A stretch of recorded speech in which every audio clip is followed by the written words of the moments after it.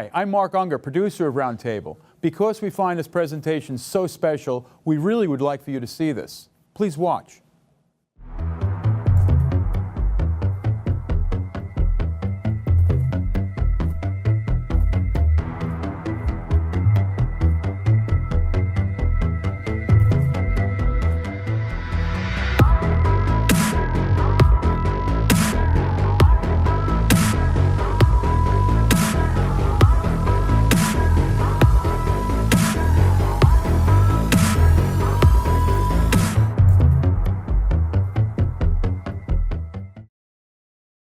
Good evening and welcome to Single Shot at Roundtable with Alex AG. Tonight we have guest Ian Clifford, a beautiful artist, photographer, sculptor. And what we would like to talk today about is challenges. It's no secret that every artist have 1,000 reasons not to be an artist and only one reason to be one. So what is your reason for that? Well, my being an artist is kind of something that happened by default. In one way or another, throughout my life, I found myself creating. And as I got older, I found myself creating to pay the bills, and in one fashion or another. And it was just something that I always was involved in, creating pictures, paintings, photographs, sculptures. And I used it as therapy, a means to express myself, a means to, get a paycheck, and it was always there. It was always... Sounds like complete modus vivendi, means of life in every way. As I know, professionally, besides many other things, you are actually helping a photographer who was established probably at the time when either one of us was still in our teenage years. In terms of working with his photos, editing them, what else? What this involves? When I first met Hank, his name is Hank O'Neill, and he's a very prominent New York photographer, and he had been actually taking photographs since before I was born, and he had a huge archive of film that he had basically organized and stored and archived, and he needed basically someone to bring him into the digital age, build him a website, take the appropriate photos and digitize them, and optimize them. There's a conversion when you scan a film negative. You have spots and issues and various things that you have to clean up, and so I was able to digitize his archive, or at least the parts of it that were relevant to projects that he was working on, and help him to basically organize and show his work to a broader audience. That he had done several books by the time I'd met him, but besides those that he had done, there was really no correlation to his latest work and the things that he was working on to bring them to a larger audience of people that may be interested. One of Hank's chief interests is street photography, and through his website and various other shows and social media and things like this, we were able to bring a lot of interest to his body of work that was basically 30 years of street art documentation from the Lower East Side and all around New York City.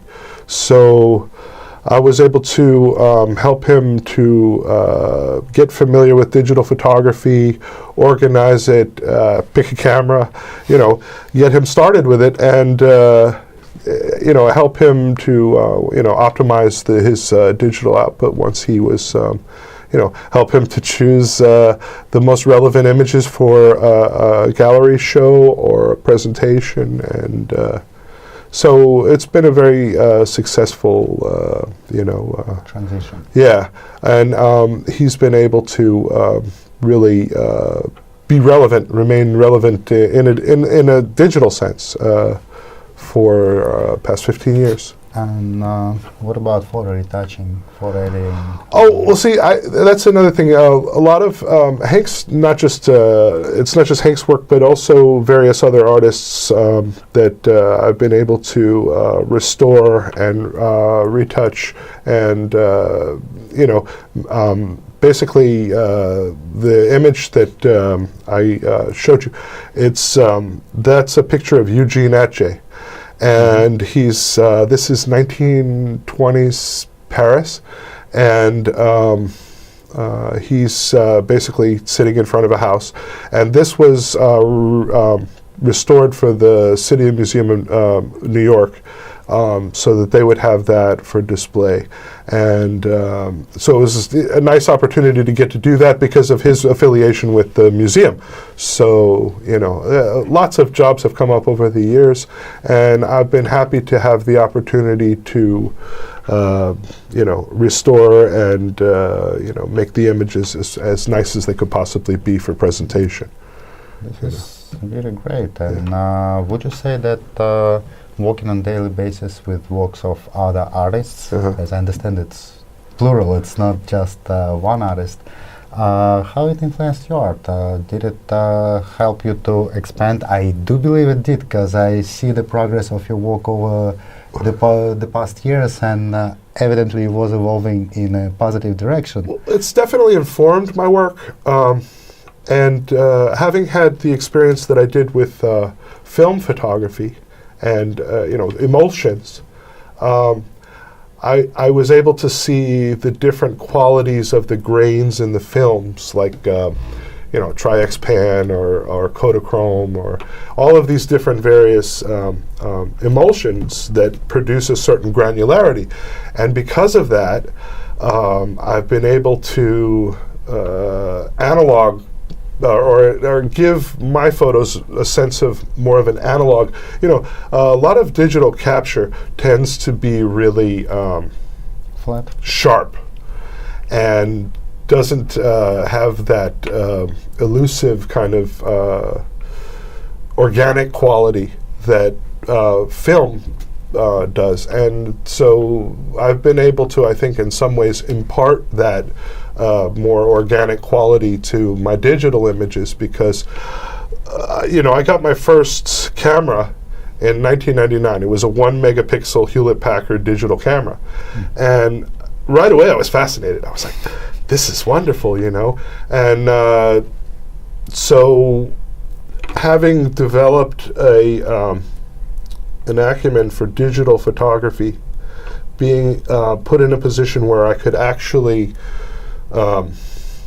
bring some of the best qualities of the film photography into what I'm doing, with the digital, was very, very good, and helped me as a photographer and also as an artist. Interesting. Actually, some time ago we was talking about this phenomena with a gentleman who is interested in photographing on film only. He is an excellent artist, street photography style and studio, and he was actually saying that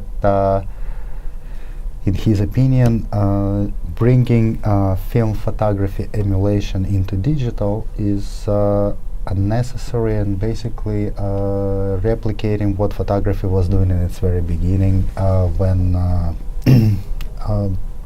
it was trying to emulate paintings. Yeah. What do you Well, say about that? I think ultimately photography at the end of the day is all about the image. Absolutely. And it doesn't really matter how you get there, because people aren't looking at the specs of how you shot it, or why, what particular method you use to come about to the image that they're looking at. It's how the image affects the viewer on an emotional and a psychological way that allows them to experience what you experienced or what you're trying to convey in terms of a message. And so I think that the means are really irrelevant. It's about the image, and you know, I mean, the things that stick in your mind are the images that are able to somehow affect you. And you know, those are the things that stay inside of your head, not the process or any of that. Absolutely. And since you mentioned that when you're creating your works, are you creating them out of something you want to create for yourself, or you actually create it for the viewer? Both. Both. Well, in one sense, my artistic process is a compulsion. We'll be back after this brief pause.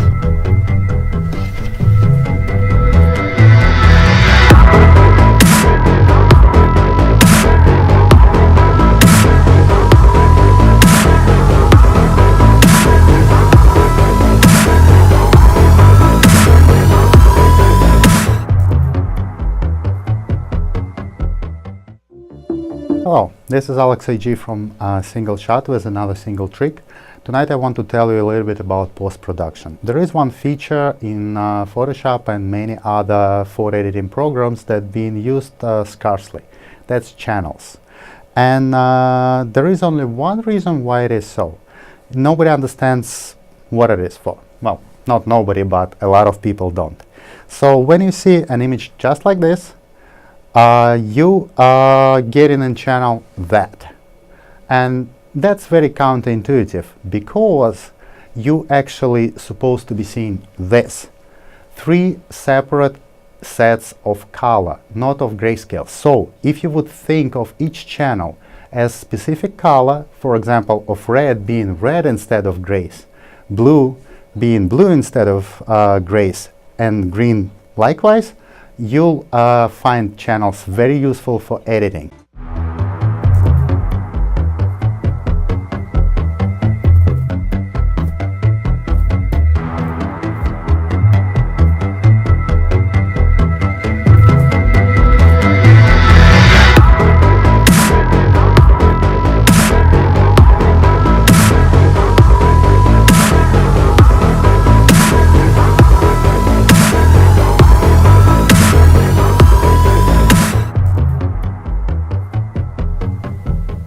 Alright, we're back. So we was talking about relationship between artist doing work for himself and for the viewer. So about the viewer, what is basically a way in what you want to influence a person who is admiring your art? Well, I'll tell you, it's like there's a I think a responsibility. You know, if you find yourself that, you know, you do a particular thing, you should try to do it as well as you can, and you should try to make an impact socially with what you're doing. And with the artist, any artist, I think that the mission should be to try to inspire people. I mean, if you if you're going to endeavor to be an artist, then whatever you produce, any medium, should be something that inspires and lightens people's mood and makes the world a little easier and more palatable for the average person. And if you can do that and impart some happiness or some inspiration, then you're successful. And so that's I think the responsibility of the artist is to try to bring something good and powerful that's tonic for the spirit to people. You know. So aesthetics alone just not enough. No. It actually have to bring light in life, right? Aesthetics are the how, but not the why.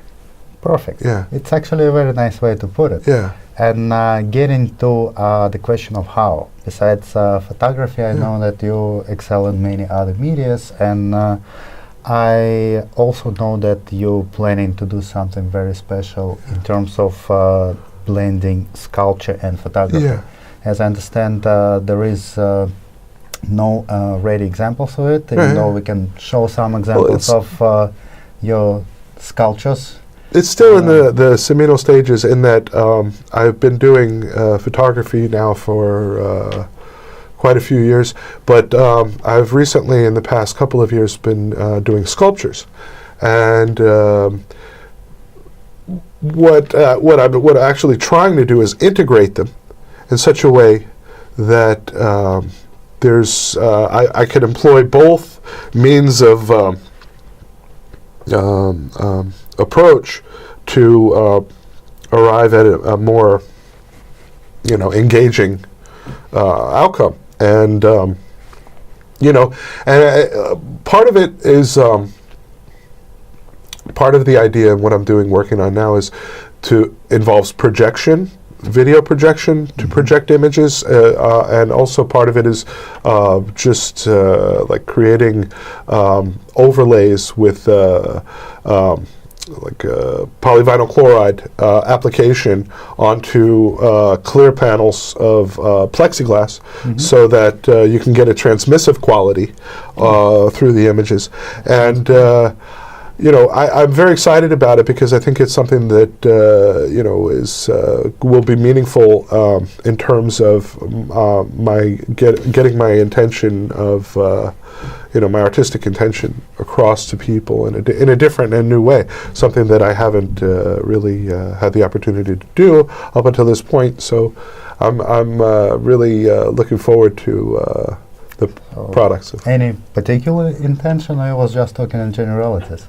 Because, let me explain. The three-dimensional world is converted in two-dimensional form by photography. Yeah. And you, by what you're describing, is actually intending to convert two-dimensional world of photography back into three-dimensional world. Yeah, yeah. So there is something specific philosophical in it, or it just happened? I don't know. I don't know that it has a philosophical implication, because I like to play. And for me, when you take a photograph and then you print it out, and then you can paint on it, then you could rescan it and print it again, or turn it into video, project it. I like the idea of not being contained to a particular medium or how to use that medium. I like to play and experiment, and you never know what can be arrived at, And being in New York is such a wonderful thing, because there's so many artists doing, cutting edge things that you're inspired and influenced, all the time by your, the art that you come across and your friends. And so to me, it's very exciting. And since technology is evolving so quickly, the means and also the cost of producing the work is becoming cheaper and more accessible. So it's hard to even, theorize about what will be possible in just the next few years. So absolutely, it's a good time to be alive, and it's a good time to be an artist. Oh, we definitely don't know what will happen, Yeah. but we know what already happened. Yeah. From beginning of our conversation. Yeah. We already know that you on cutting edge of new technologies. Yeah. And indeed, there was quite a few things that emerged in a short 5 years. What would you say is the most exciting thing that was added to toolbox apologies of photographers in the past few years? Because there are so many things going on. Intro, the different focusing camera, drones. What's the most exciting thing? I think processing capability. I think the fact that you can take a succession of images and merge them, either for like a high dynamic range situation, or multiple exposure, or just color options. There's very little difference now between painting and photography, and sculpture, and it's all this kind of digital mix, and your outputs, the way you can output something, with 3D printing and all of these other, and all of these new materials coming out. You can print in ceramic now, and metal and glass, and all these various things. So I think your options, you're only limited by your imagination. Well, there are still You know? other limits, Yeah. but indeed But our really, horizons have broadened infinitely. to create new things, the options are so broad and vast that your imagination pretty much dictates your limitations, I think. So for you, the most exciting part is not the new technologies for producing the image, is not technologies of even printing it out, making a physical copy of it, but this intermediate of what you can do to manipulate the How image. all roads are kind of, bisect now. Yeah. Yeah, we're definitely in the age of mixed media, Yeah. and I would agree with you. Yeah. Chances are it will only increase and evolve, and maybe at one point there will be just one visual media, and it will be really hard to distinguish one from another. Exactly. I think that's true. It's quite possible. It's more like artistic design. It's just a way to express yourself, and just to the latest cameras that are coming out, and all of the various software that you can employ, and you can still output really high quality, beautiful things that are real physical things that So it's it's magic. Indeed it is. Yeah. Indeed it is. So, well, maybe in 5 years we would actually have a way to print photograph directly on three-dimensional object. Well, I've seen various new. There's a new method. It's a wet method that they print out a film, and they put it on the top of a vat of water, and they're able to submerge objects in such a way that the film adheres to the surface of the objects, and so you get a 3D kind of. But also to actually be able to. We'll be back after this brief pause.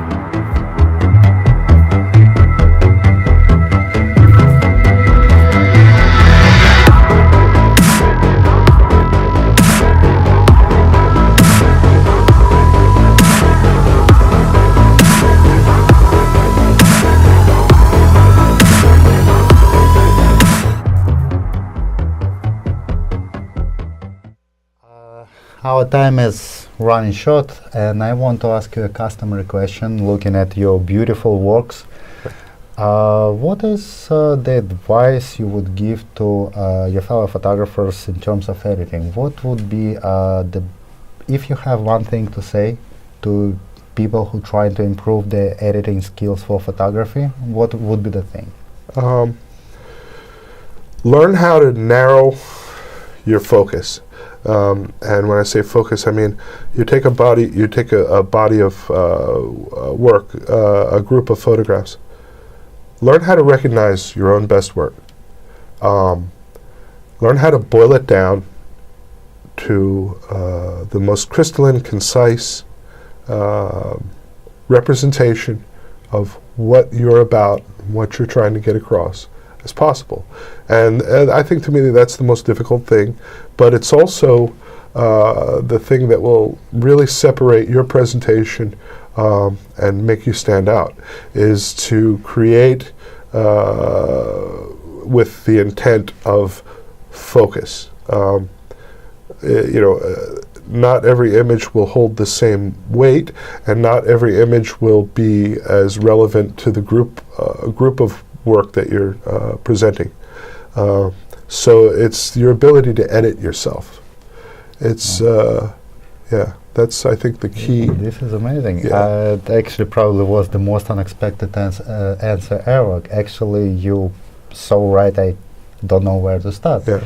Editing your works is not just editing one specific work. No. It's actually curating yourself and making a body of work to be cohesive. It's really an amazing advice. Because everything resonates, and if you really want it to resonate at its highest frequency, then it has to be edited. Besides being able to take the photo, knowing, framing and focus and all, it's being able to recognize the theme that you're trying to present, and then fitting your body of work to most exemplify that theme. Creating the context besides creating one work. Yeah. Oh. Yeah. Actually, it does sound like something you would tell to a person who is up to becoming one of the biggest maestros in his art. And I do believe that one day we will see your works in one of our major museums. We have enough Let's hope so. all good artists in New York. I am totally sure it will happen.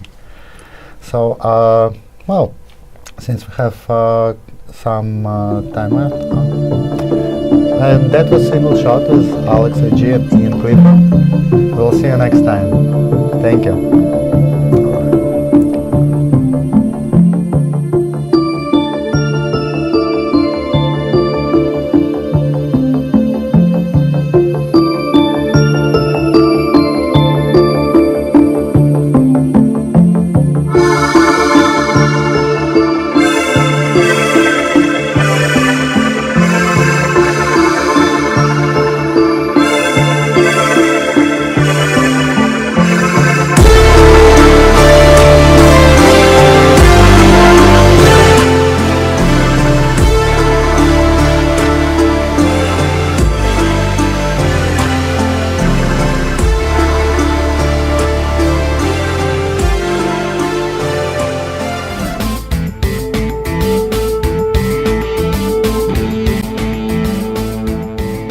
I hope you found that worth watching as much as I did. I'm Mark Unger for Roundtable. Thanks for watching.